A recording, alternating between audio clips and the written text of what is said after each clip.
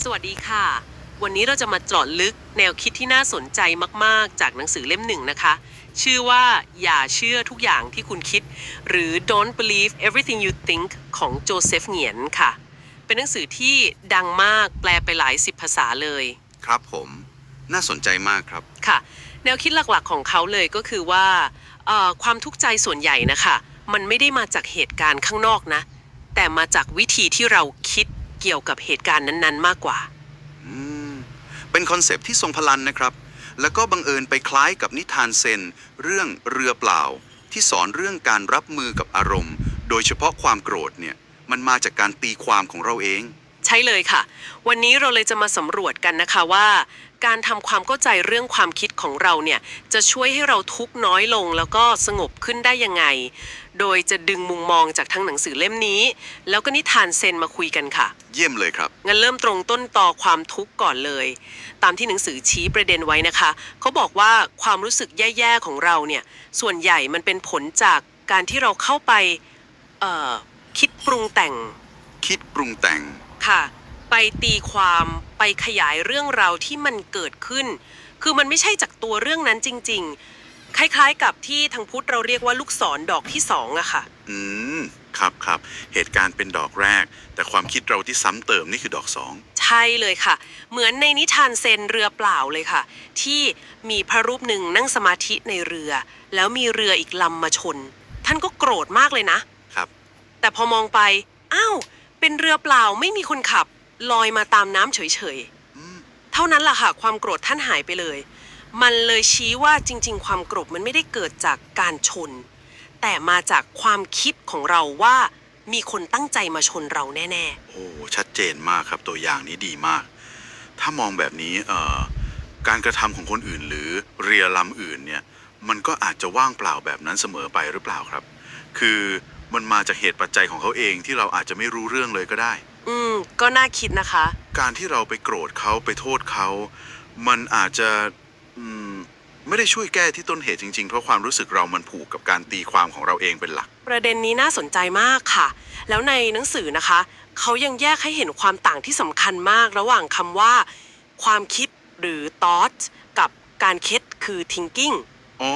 สองคำนี้ต่างกันยังไงครับฟังดูคล้ายกันมากต่างกันเยอะเลยค่ะความคิดเนี่ยคือสิ่งที่มันแค่ผุดขึ้นมาในหัวเราเองอาจจะเป็นภาพเสียงข้อความอะไรก็ได้นะคะมันเกิดขึ้นเองลอยมาแล้วก็ลอยไปเหมือนก้อนเมฆอะค่ะครับครับอาจจะเป็นเรื่องบวกเรื่องลบหรือกลางๆก็ได้ไม่ได้มีอะไรอืม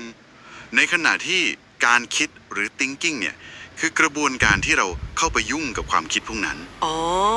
ครับคือเราไปวิเคราะห์ไปตัดสินไปจมอยู่กับมันไปต่อยอดมันเรื่อยๆเหมือนเราเข้าไปแบบว่าลงแรงกับความคิดนั้นอยู่เหมือนเข้าไปเล่นกับมันใช่ครับไอกระบวนการคิดวนๆโดยเฉพาะคิดเรื่องลบๆเนี่ยแหละครับคือตัวที่ใช้พลังงานเยอะแล้วก็เป็นบ่อเกิดของความทุกข์เลยไม่ใช่แค่ตัวความคิดที่แวบเข้ามาเฉยๆนะครับเข้าใจเลยค่ะนี่คือลูกศรดอกที่สองของจริงเลยที่เราทำตัวเองถูกต้องครับเรายิงใส่ตัวเองซ้ำฟังดูเหมือนเราโดนความคิดชวนคุยแล้วเราก็คุยกับมันไปเรื่อยๆเลยนะคะแล้วหนังสือก็บอกอีกว่าจริงๆแล้วสภาวะพื้นฐานของจิตใจเราตามธรรมชาติเนี่ยมันคือความสงบสุขความรักความเบิกบานเหมือนตอนเด็กๆเลยๆใช่เลยครับแต่พอเราโตขึ้นไอการคิดฟุ้งซ่านคิดวนไปวนมาเนี่ยมันมาบดบังสิ่งดีๆที่มีอยู่แล้วในตัวเรา แล้วทางออกคือยังไงคะต้องพยายามหยุดคิดเหรอคะดูยากจังไม่ใช่เลยครับหนังสือบอกว่าไม่ใช่การพยายามไปห้ามความคิดอันนั้นแทบเป็นไปไม่ได้เลย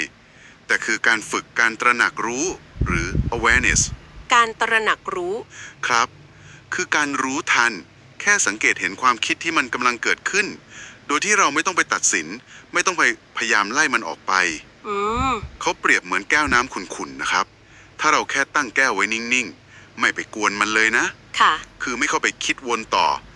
ตะกอนความคิดลบความฟุ้งซ่านมันจะค่อยๆตกลงมาเองจุดใจก็จะกลับมาสงบใสได้เหมือนเดิมอ๋อแค่รู้ตัวเหรอคะใช่ครับแค่รู้ตัวว่าอ๋อตอนนี้กำลังคิดเรื่องนี้อยู่นี่นาหรือความคิดนี้มันทำให้รู้สึกไม่ดีเลยฮะแค่เห็นมันแบบเนี้ยมันเหมือนเราสร้างระยะห่างออกมานิดนึงทำให้เราไม่ไหลตามความคิดนั้นไป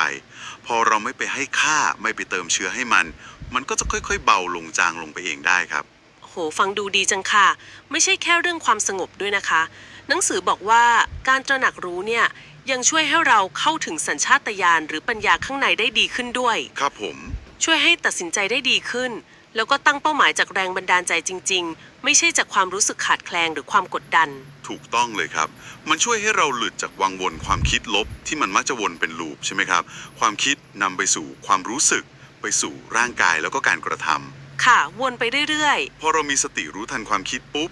เราจะเห็นมันตามเป็นความเป็นจริงมากขึ้น ไม่ใช่แบบต้องบังคับให้คิดบวกตลอดเวลานะครับ แต่คือมีมุมมองที่มันสมดุลขึ้น ๆ ซึ่งก็คือทักษะสำคัญเลยนะคะ พวก self awareness การรู้จักตัวเองกับ self management การจัดการตัวเอง ใช่เลยครับ เชื่อมโยงกันหมดเลย ชีวิตประจำวันยุ่งๆ เนี่ย พอจะมีวิธีฝึกง่ายๆ บ้างไหมคะ มีครับ ในหนังสือก็แนะนำวิธีง่ายๆไว้นะครับ อย่างเช่น ลองฝึกเป็นเหมือนผู้สังเกตการณ์ ผู้สังเกตการณ์ ครับ เหมือนเรานั่งมองดูเมฆบนท้องฟ้า ความคิดมันก็เหมือนเมฆลอยผ่านมาแล้วก็ลอยผ่านไป เราไม่จำเป็นต้องกระโดดตามก้อนเมฆนั้นไปก็ได้ อ๋อ แค่มองมันไป ใช่ครับ หรืออีกวิธีที่น่าสนใจคือ ลองตั้งคำถามกับความคิดนั้นๆดู ตั้งคำถาม เช่นอะไรคะ เช่นความคิดนี้มันจริงแค่ไหน มีหลักฐานอะไรมายืนยันหรือเปล่า หรือความคิดนี้มันช่วยเรา หรือมันฉุดรั้งเราไว้ หรือมันเป็นแค่แพทเทิร์นความคิดเก่าๆที่เราชินเฉยการตั้งคำถามนี้น่าจะช่วยให้เรามีสติขึ้นได้นะคะ ๆ ใช่ครับ มันช่วยดึงเราออกมานิดนึง เป้าหมายหลักจริงๆ ก็คือไม่ใช่ให้เชื่อทุกอย่างที่คิดเข้ามาในหัว แต่คือให้หันมาสังเกตกระบวนการคิดของเราเอง เพื่อให้เราเท่าทัน ไม่ตกเป็นทาสความคิด เปลี่ยนจากคนที่ถูกความคิดใช้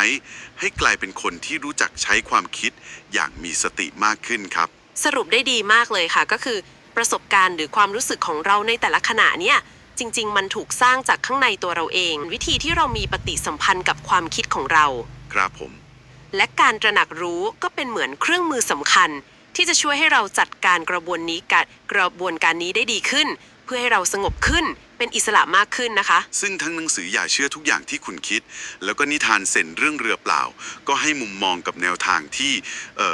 เป็นรูปธรรมมากๆ เอาไปปรับใช้เพื่อเข้าใจตัวเองได้ดีขึ้นจริงๆครับ ค่ะ ก็เป็นการสนทนาที่ได้ข้อคิดเยอะเลยนะคะ ก่อนจะจากกันวันนี้อยากจะทิ้งท้ายด้วยคำถามให้ลองกลับไปคิดกันดูเล่นๆนะคะ ครับ คือจะเป็นยังไงถ้าครั้งต่อไปที่ความคิดต่างๆ มันผุดขึ้นมาในหัวเราเนี่ย